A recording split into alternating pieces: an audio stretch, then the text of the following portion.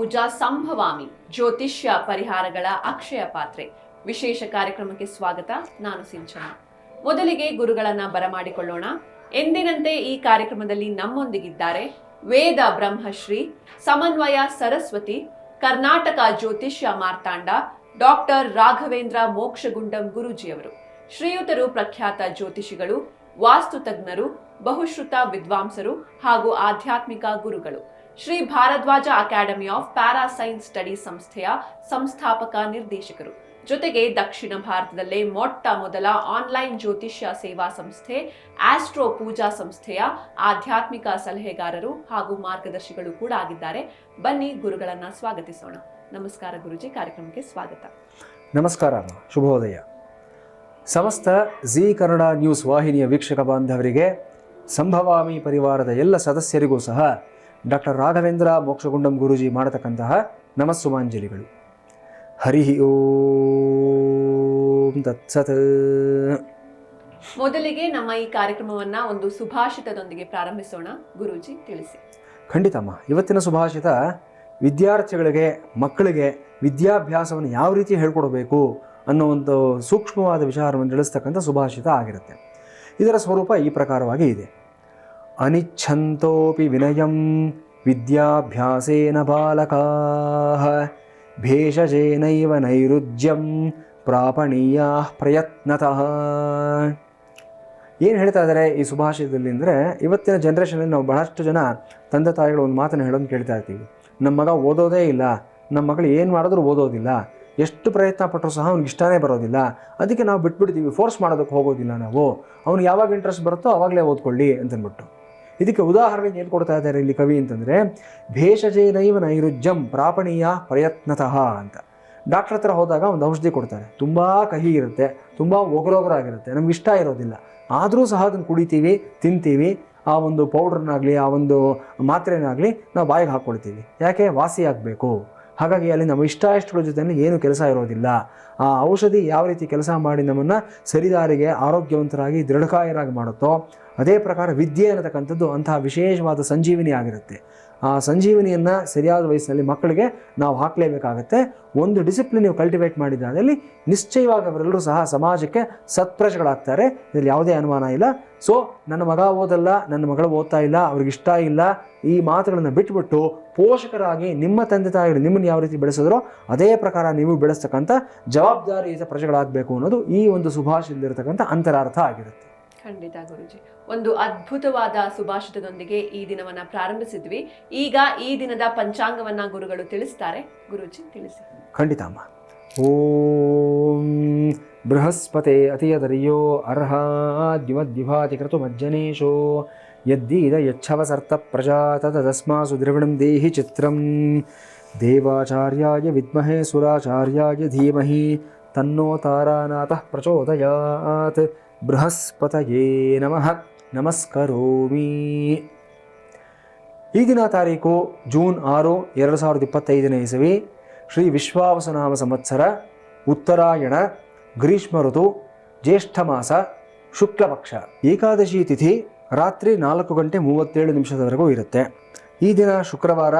ಹಸ್ತ ನಕ್ಷತ್ರ ಬೆಳಿಗ್ಗೆ 7:24 ನಂತರ ದಿನಪೂರ್ತಿ ಚಿತ್ತಾ ನಕ್ಷತ್ರ ಇರುತ್ತೆ. ಇವತ್ತಿನ ಯೋಗ ವ್ಯತಿಪಾತ ನಾಮ ಯೋಗ. ಇವತ್ತಿನ ಕರ್ಣ ವಣಿಕ್ ನಾಮ ಕರ್ಣ. ಸೂರ್ಯೋದಯ ಬೆಳಿಗ್ಗೆ 5:52 ಸಂಭವಿಸ್ತಾ ಇದೆ. ಸೂರ್ಯಾಸ್ತ ಸಾಯಂಕಾಲ 6:45 ಸಂಭವಿಸ್ತಾ ಇದೆ. ಈ ದಿನದ ಅಮೃತ ಗಳಿಗೆಯನ್ನು ನೋಡಿದ್ದಾದಲ್ಲಿ ಮಧ್ಯರಾತ್ರಿ 2:40 ಅಮೃತ ಗಳಿಗೆ ಸಂಭವಿಸ್ತಾ ಇದೆ.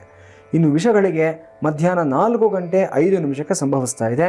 ಹಿಂದಿನ ಸಂಚಿಕೆಗಳಲ್ಲಿ ತಿಳಿಸ್ಕೊಟ್ಟಿದ್ದೀನಿ ನಾನು ಅಮೃತ ಗಳಿಗೆಯಲ್ಲಿ ಏನನ್ನು ಮಾಡಬೇಕು, ವಿಷಗಳಿಗೆಯಲ್ಲಿ ಏನನ್ನು ಮಾಡಬಾರ್ದು ಅನ್ನತಕ್ಕಂಥದ್ದು.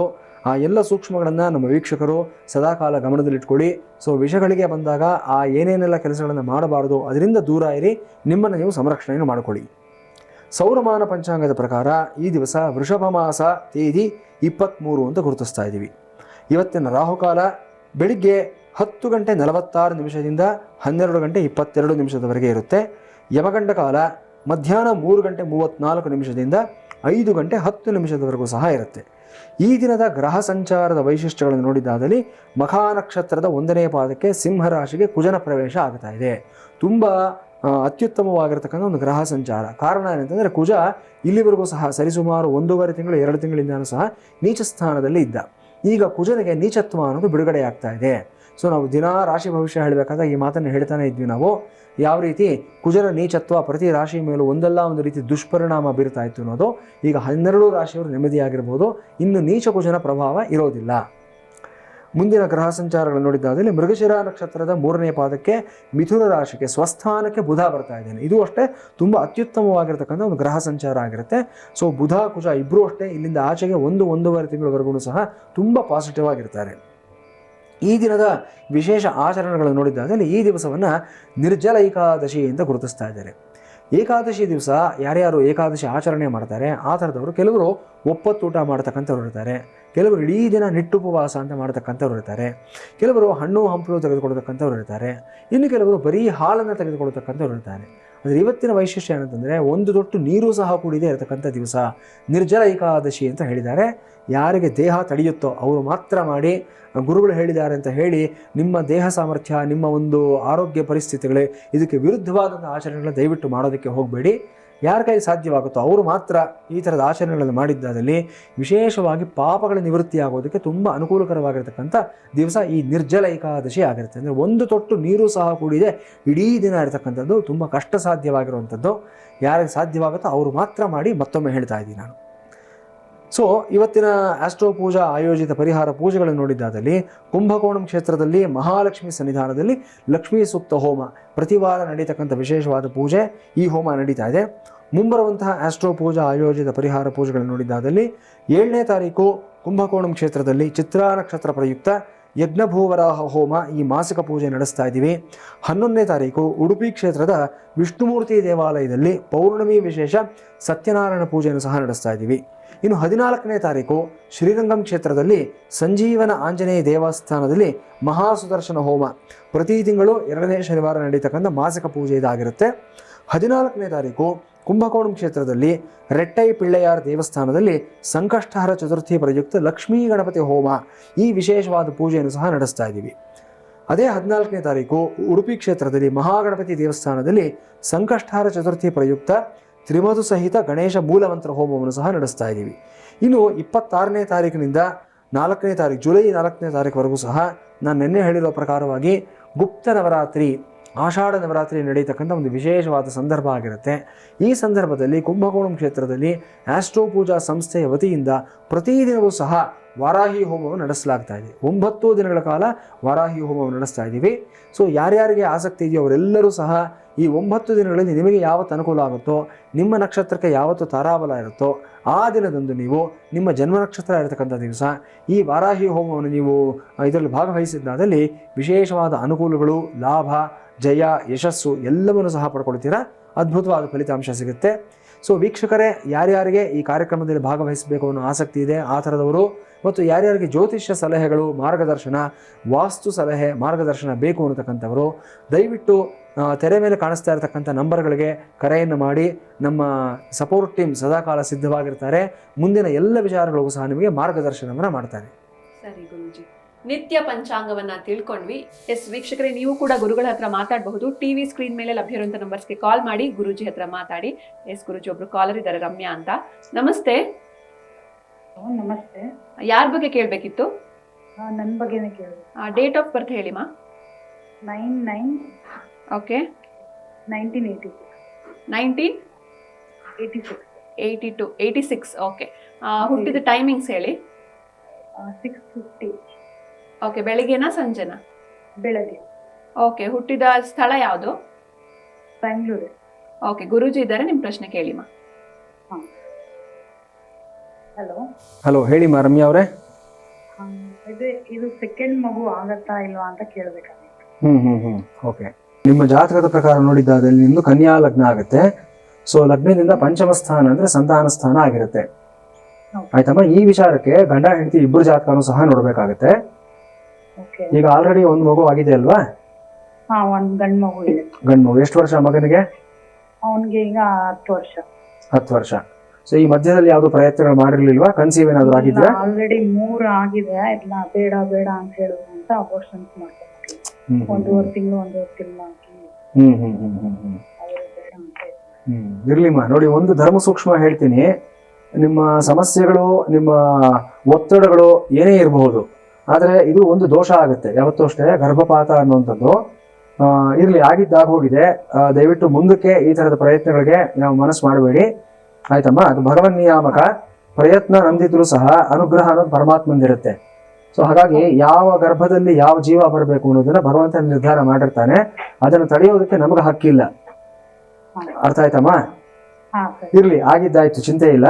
ಈಗ ನಿಮ್ಮ ಜಾತಕದ ಪ್ರಕಾರ ನಾವು ನೋಡಿದ್ದಾದಲ್ಲಿ ನಿಮಗೆ ಪಂಚಮ ಸ್ಥಾನಾಧಿಪತಿ ಶನಿ ಆಗ್ತಾನೆ. ಸೊ ಶನಿ ಬಂದು ನಿಮಗೆ ಜಾತಕದಿಂದ 3ನೇ ಮನೆಯಲ್ಲಿ ಕೂತಿರುವಂಥದ್ದು ಕಾಣಿಸ್ತಾ ಇದೆ. ಮತ್ತು ಸಂತಾನಕಾರಕನಾಗಿರ್ತಕ್ಕಂಥ ಗುರು ನಿಮಗೆ ಲಗ್ನದಿಂದ ನಿಮಗೆ ವ್ಯಯದಲ್ಲಿ ಕೂತಿದ್ರು ಸಹ ಲಗ್ನದಿಂದ ನಿಮಗೆ 6ಠ ಸ್ಥಾನದಲ್ಲಿ ಗುರು ಇರೋದು ಕಾಣಿಸ್ತಾ ಇದೆ ನಿಮಗೆ. ಸೊ ಚತುರ್ಥಾಧಿಪತಿ ಸಪ್ತಮಾಧಿಪತಿ ಎರಡೂ ಆಗಿ ಗುರು ಲಗ್ನದಿಂದ 6ನೇ ಮನೆಯಲ್ಲಿ, ರಾಶಿಯಿಂದ 5ನೇ ಮನೆಯಲ್ಲಿ ಕೂತಿದ್ದಾನೆ ಗುರು. ರಾಶಿಯಿಂದ ತಗೊಂಡಾಗ ಸಂತಾನಕಾರಕ ಜೀವಕಾರಕನಾದಂಥ ಗುರು ಪಂಚಮದಲ್ಲಿದ್ದಾನೆ, ಆದರೆ ಅಲ್ಲಿ ವಕ್ರಿ ಆಗಿದ್ದಾನೆ. ಈ ವಕ್ರಿ ಆಗಿರತಕ್ಕಂಥದ್ದೇ ಮೊದಲೇ ಸಮಸ್ಯೆ ಆಗಿದೆ. ಈ ರೀತಿ ಅಂದ್ರೆ ಒಂದು ನಿಮಗೆ ಮುಂದಿನ ಗರ್ಭಧಾರಣೆಗಳಿಗೆ ಸಮಸ್ಯೆ ಆಗುವಂಥದ್ದು ಕಾಣಿಸಿದೆ. ಈ ವಕ್ರಿ ಗುರುಗೆ ಒಂದು ಪರಿಹಾರ ಮಾಡ್ಕೊಂಡು ನೀವು ಮುಂದಕ್ಕೆ ಪ್ರಯತ್ನ ಮಾಡಿದ್ದಾದಲ್ಲಿ ಖಂಡಿತವಾಗ್ಲೂ ಒಳ್ಳೆ ಸಂತಾನ ಪ್ರಾಪ್ತಿ ಆಗುತ್ತೆ, ಏನು ತೊಂದರೆ ಇಲ್ಲಮ್ಮ. ಧನ್ಯವಾದ ರಮ್ಯಾ ಅವರೇ ಕರೆ ಮಾಡಿದ್ದಕ್ಕೆ. ಎಸ್ ಗುರುಜಿ, ಇನ್ನೊಬ್ರು ಕಾಲರ್ ಇದ್ದಾರೆ, ಯುವರಾಜ್ ಅಂತ. ನಮಸ್ತೆ. ನಮಸ್ಕಾರ ಗುರುಜಿ. ನಮಸ್ತೆ ಸರ್, ಯಾರ ಬಗ್ಗೆ ಕೇಳ್ಬೇಕಿತ್ತು? ನನ್ ಬಗ್ಗೆನೇ ಕೇಳ್ಬೇಕು ಮೇಡಮ್. ನಿಮ್ ಡೇಟ್ ಆಫ್ ಬರ್ತ್ ಹೇಳಿ. 11/6/79. ಓಕೆ, 11/6/79. ಹುಟ್ಟಿದ ಟೈಮಿಂಗ್ಸ್ 12:55 ಬೆಳಗಿನ ಜಾವ. ಓಕೆ, ಈ ಸ್ಥಳ ಯಾವ್ದು ಸರ್ ನಿಮ್ದು, ಹುಟ್ಟಿದ ಸ್ಥಳ? ಮಂಡ್ಯ ಮೇಡಮ್. ಓಕೆ, ಗುರೂಜಿ ಇದ್ದಾರೆ, ನಿಮ್ ಪ್ರಶ್ನೆ ಕೇಳಿ. ಸೊ 2 ತಿಂಗಳಿಂದ ಕೆಲಸ ಇಲ್ಲ? ಹೌದು, 2 ಮಂತ್ಸ್ ಕೆಲಸ ಇಲ್ಲ. ಹಾಗೆ ಯೋಚನೆ ಇಲ್ಲ ನೋಡಿ. ನಿಮ್ದು ಮೀನ ಲಗ್ನ ಆಗುತ್ತೆ. ಲಗ್ನದಿಂದ ಕರ್ಮಸ್ಥಾನಾಧಿಪತಿ ಅಂದ್ರೆ ಗುರು ಆಗ್ತಾನೆ ನಿಮಗೆ. ಸೊ ಗುರು ನಿಮಗೆ ಲಗ್ನದಿಂದ 5ನೇ ಮನೆಯಲ್ಲಿ ಉಚ್ಚ ಸ್ಥಾನದಲ್ಲಿ ಚೆನ್ನಾಗೇ ಇದ್ದಾನೆ. ಸೊ ಇದು ನಿಮ್ಗೆ ಲಾಂಗ್ ಟರ್ಮ್ ಇದು ಎಕ್ಸ್ಟೆಂಡ್ ಆಗುವಂತ ಸಾಧ್ಯತೆಗಳೇನು ಕಾಣಿಸ್ತಾ ಇಲ್ಲ. ಏನು ಜಾಬ್ಲೆಸ್ನೆಸ್ ಅನ್ನುವಂಥದ್ದು, ಅನ್ಎಂಪ್ಲಾಯ್ಮೆಂಟ್ ಅನ್ನುವಂಥದ್ದು ತುಂಬಾ ಲಾಂಗ್ ಪೀರಿಯಡ್ ಏನು ಹೋಗೋದಿಲ್ಲ. ಆಯ್ತಾ? ಈಗ ಕುಜದಶನಲ್ಲಿ ಶನಿ ಭುಕ್ತಿ ನಡೀತಾ ಇದೆ ನಿಮ್ಗೆ. ಸೊ ಶನಿ ಭುಕ್ತಿ ನಿಮ್ಗೆ 2026 ಜೂನ್ ವರ್ಗು ಜನವರಿವರೆಗೂ ಸಹ ಇರುತ್ತೆ. ನಿಮ್ದು ಜ್ಯೇಷ್ಠ ನಕ್ಷತ್ರ ವೃಶ್ಚಿಕ ರಾಶಿ ಆಗಿರೋದ್ರಿಂದ ಒಂದು ಸಮಸ್ಯೆ ಇವಾಗ ಏನಾಗಿದೆ ಅಂದ್ರೆ ನಿಮಗೆ ಪಂಚಮ ಶನಿ ಕಾಡ್ತಾ ಇದೆ ಇವಾಗ. ಪಂಚಮ ಶನಿ ಮಾರ್ಚ್ 29ನೇ ತಾರೀಕು ಶನಿ 5ನೇ ಮನೆಗೆ ಪ್ರವೇಶ ಆದಾಗಿಂದ ಪಂಚಮ ಶನಿ ಎಫೆಕ್ಟ್ ಜಾಸ್ತಿ ಆಗಿದೆ. ಜೊತೆಗೆ ಶನಿ ಭುಕ್ತಿನೂ ಸಹ ನಡೀತಾ ಇದೆ. ಸೊ ಮುಖ್ಯವಾಗಿ ನೀವು ಶನಿಗೆ ಸಂಬಂಧಪಟ್ಟ ಹಾಗೆ ಒಂದು ಪರಿಹಾರವನ್ನು ಮಾಡಿಕೊಂಡು ಮುಂದಿನ ಪ್ರಯತ್ನಗಳು ಮಾಡಿದ್ದಾದಲ್ಲಿ ನಿಶ್ಚಯವಾಗಿ 1 ಮಂಡಲದಿಂದ 2 ಮಂಡಲದೊಳಗಡೆ ರಿಸಲ್ಟ್ಸ್ ಬರುತ್ತೆ ನಿಮಗೆ. ಏನ್ ಮಾಡ್ಕೊಳ್ಬೇಕು ಅಂತ ಹೇಳ್ತೀನಿ ನಾನು. ಒಂದು 3 ನಕ್ಷತ್ರ ಹೇಳ್ತೀನಿ, ನೋಟ್ ಡೌನ್ ಮಾಡ್ಕೊಳ್ಳಿ. ಧನಿಷ್ಠ ನಕ್ಷತ್ರ, ಮೃಗಶಿರ ನಕ್ಷತ್ರ, ಚಿತ್ತ ನಕ್ಷತ್ರ. ಈ 3ರಲ್ಲಿ 1 ನಕ್ಷತ್ರ ಇರುವಂತ ಶನಿವಾರದ ದಿವಸ ಒಂದು ಶನಿ ಶಾಂತಿ ಹೋಮವನ್ನು ಮಾಡಿಸ್ಕೋಬೇಕಾಗತ್ತೆ ನೀವು. ಮನೆಯಲ್ಲಾಗ್ಲಿ ಅಥವಾ ಯಾವ್ದಾದ್ರು ದೇವಸ್ಥಾನದಲ್ಲಾಗ್ಲಿ ಒಳ್ಳೆ ಪುರೋಹಿತರ ಮಾರ್ಗದರ್ಶನದಲ್ಲಿ ಶನಿ ಶಾಂತಿ ಹೋಮವನ್ನು ಮಾಡಿಸಿ. ಒಂದು 19,000 ಸಂಖ್ಯೆಯಲ್ಲಿ ಶನಿ ಜಪ, 1900 ಸಂಖ್ಯೆಯಲ್ಲಿ ಕ್ಷೀರ ತರ್ಪಣ, 190 ಸಂಖ್ಯೆಯಲ್ಲಿ ಶನಿ ಆಹುತಿ ಅಂದ್ರೆ ಸ್ವಾಹಾಕಾರ ಹೇಳಿ ಆಹುತಿ ಹೋಮವನ್ನು ಮಾಡುವಂಥದ್ದು ಮಾಡಬೇಕು.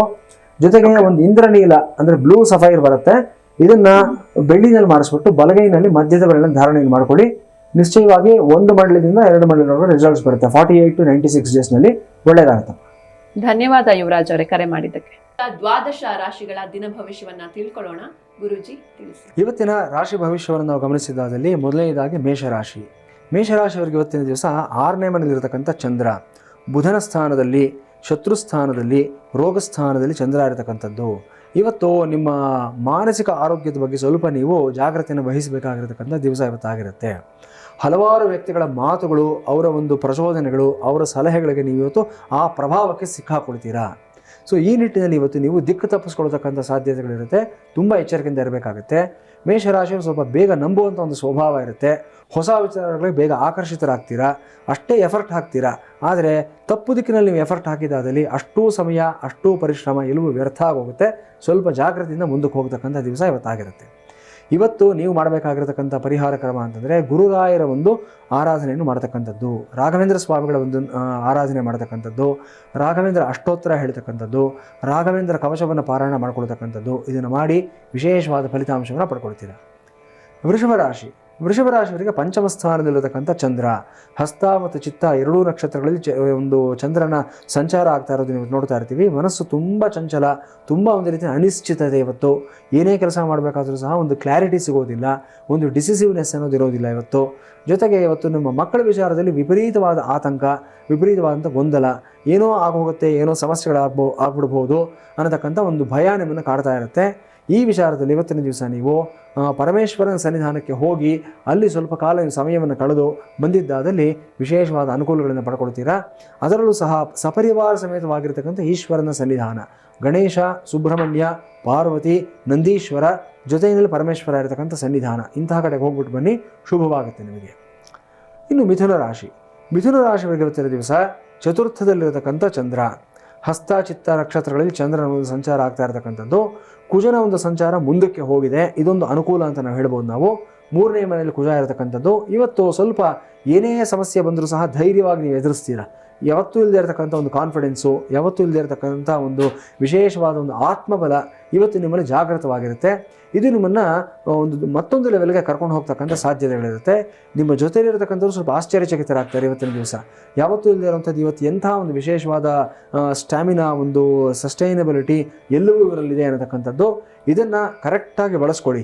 ಇವತ್ತು ನಿಮಗೆ ಇರತಕ್ಕಂಥ ಒಂದು ಎನರ್ಜಿ ಲೆವೆಲ್ಸ್ ಏನಿದೆ, ಆ ವೈಬ್ರೇಷನ್ಸ್ ಏನಿದೆ, ಅದನ್ನು ನೀವು ಕರೆಕ್ಟಾಗಿ ಬಳಸ್ಕೊಂಡಿದ್ದಾದಲ್ಲಿ ನಿಮ್ಮ ಜೀವನದ ದಿಕ್ಕೇ ಬದಲಾವಣೆ ಆಗೋ ಸಾಧ್ಯತೆಗಳಿರುತ್ತೆ. ಇನ್ನು ಕರ್ಕಾಟಕ ರಾಶಿಯವರಿಗೆ ಇವತ್ತಿನ ದಿವಸ ತೃತೀಯ ಸ್ಥಾನದಲ್ಲಿರತಕ್ಕಂಥ ಚಂದ್ರ, ಸ್ವಲ್ಪ ಇವತ್ತು ಇನ್ವೆಸ್ಟ್ಮೆಂಟ್ ವಿಚಾರದಲ್ಲಿ ಕೇರ್ಫುಲ್ ಆಗಿರಬೇಕಾಗಿರ್ತಕ್ಕಂಥ ದಿವಸ ಆಗಿರುತ್ತೆ.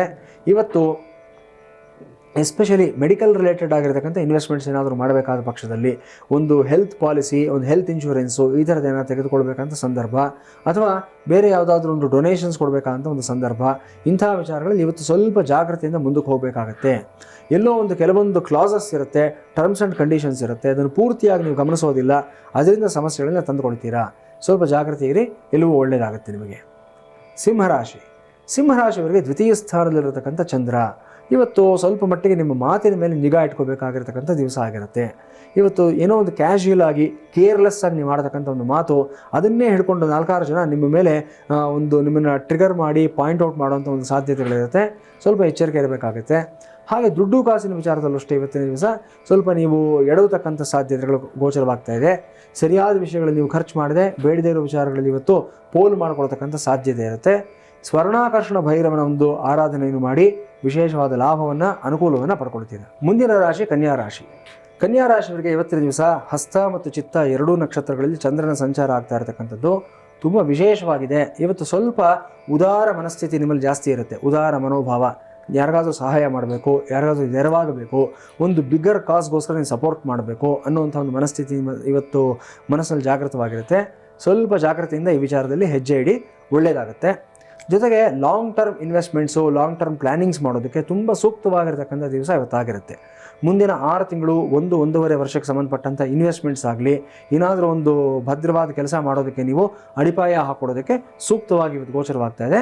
ಇವತ್ತಿನ ದಿವಸ ಹಯಗ್ರೀವ ಸ್ತೋತ್ರವನ್ನು ಪಾರಾಯಣ ಮಾಡ್ಕೊಳ್ಳಿ, ಬುಧ ಕವಚವನ್ನು ಹೇಳ್ಕೊಳ್ಳಿ, ಶುಭವಾಗುತ್ತೆ ನಿಮಗೆ.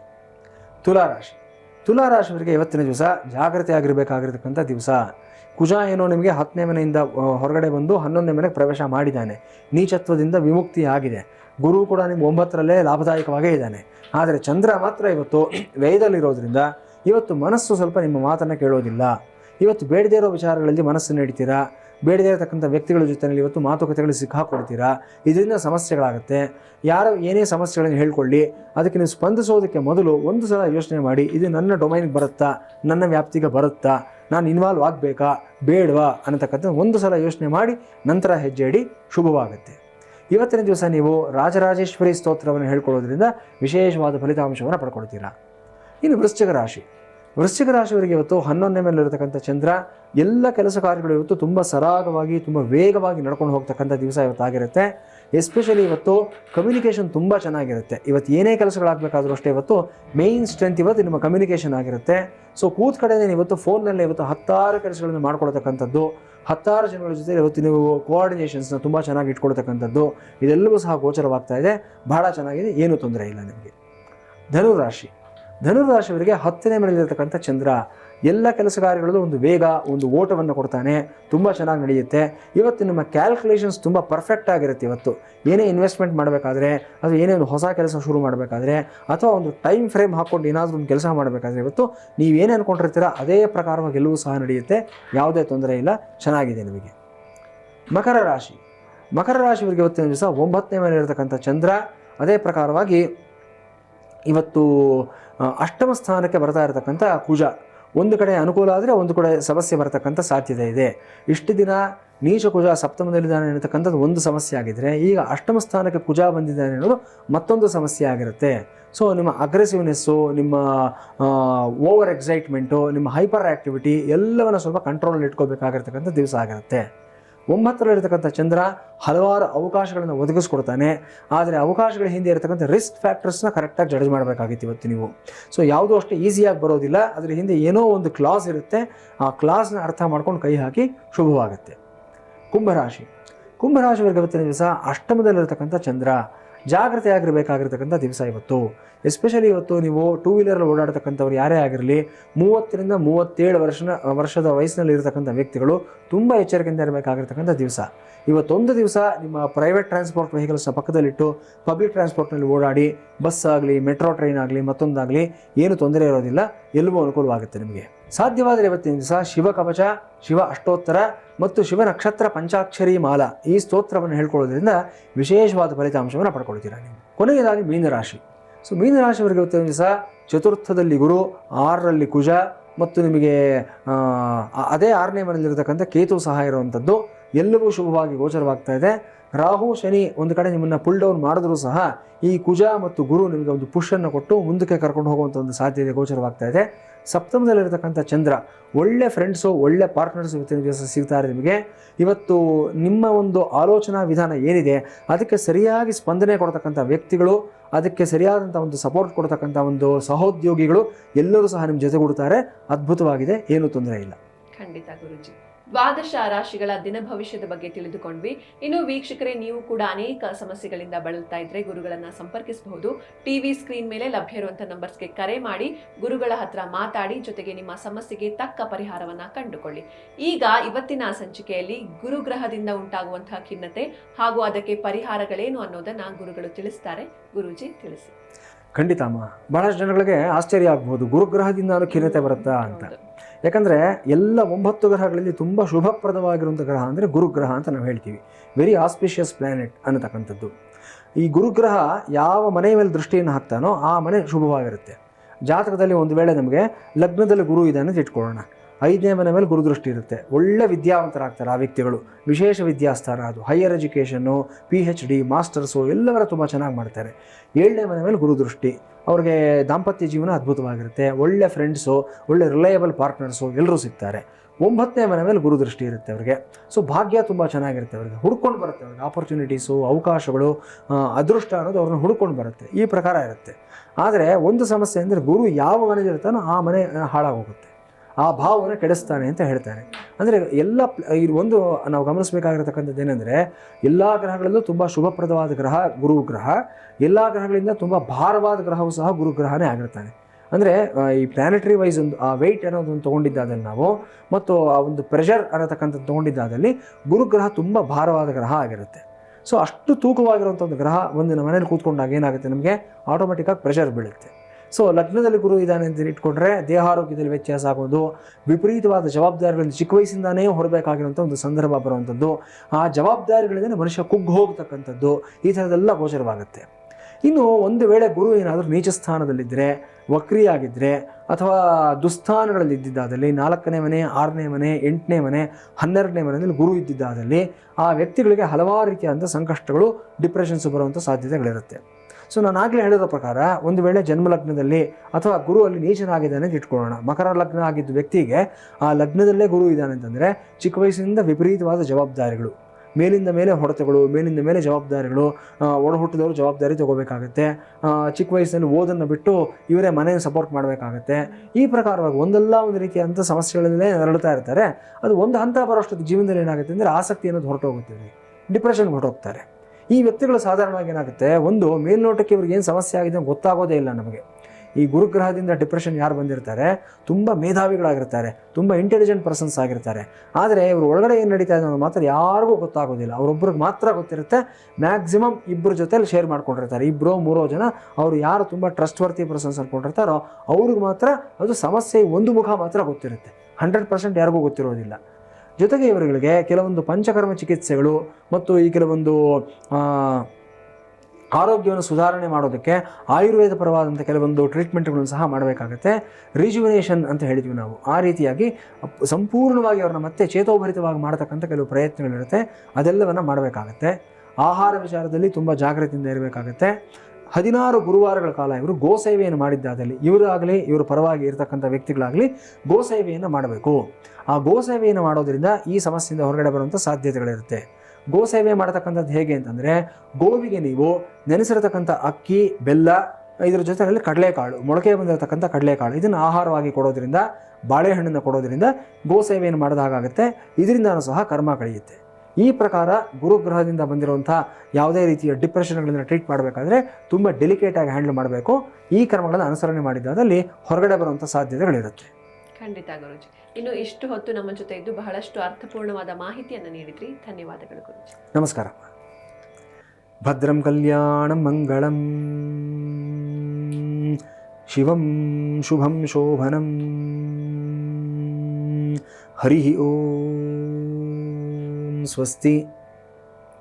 ನೋಡಿದ್ರಲ್ವಾ ವೀಕ್ಷಕರೇ, ಇವತ್ತಿನ ಸಂಚಿಕೆಯಲ್ಲಿ ನಿತ್ಯ ಪಂಚಾಂಗ, ರಾಶಿ ಭವಿಷ್ಯ, ಇದರ ಜೊತೆಗೆ ಗುರುಗ್ರಹದಿಂದ ಉಂಟಾಗುವಂತಹ ಖಿನ್ನತೆ ಹಾಗೂ ಅದಕ್ಕೆ ಪರಿಹಾರಗಳ ಬಗ್ಗೆ ಗುರುಗಳು ತಿಳಿಸಿದ್ರು. ಇನ್ನು ನಾಳಿನ ಸಂಚಿಕೆಯಲ್ಲಿ ಶುಕ್ರ ಗ್ರಹದಿಂದ ಉಂಟಾಗುವಂತಹ ಖಿನ್ನತೆ ಹಾಗೂ ಅದಕ್ಕೆ ಪರಿಹಾರಗಳೇನು ಅನ್ನೋದನ್ನ ಗುರುಗಳು ತಿಳಿಸ್ತಾರೆ ಅಂತ ಹೇಳ್ತಾ ಇವತ್ತಿನ ಸಂಚಿಕೆಯನ್ನ ಮುಗಿಸೋಣ. ನೋಡ್ತಾ ಇರಿ ಜಿ ಕನ್ನಡ ನ್ಯೂಸ್. ಸತ್ಯವೇ ಸುದ್ದಿಯ ಜೀವಾಳ.